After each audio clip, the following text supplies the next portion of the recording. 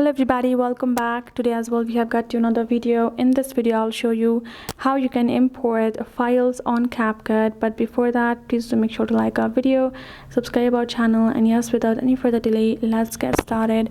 So for that, what you're going to be doing here is simply going to go to this Capcut app of yours. So I'm going to go ahead and skip this step and I'm going to land over here. So I'm going to go to the edit section, and this is how the interface is going to look like. I would like to import a file in Capcut. So what I'm going to do is I'm simply going to go ahead and tap on the option of new project, and I'm going to choose a video file, and I'm going to tap on add.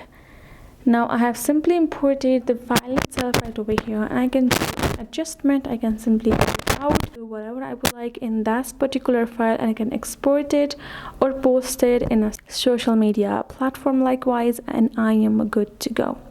That's how you simply import a file from your mobile phone to your Capcut, and that is it. Hope this video helped. Thank you so much for watching. I will see you guys in our next video.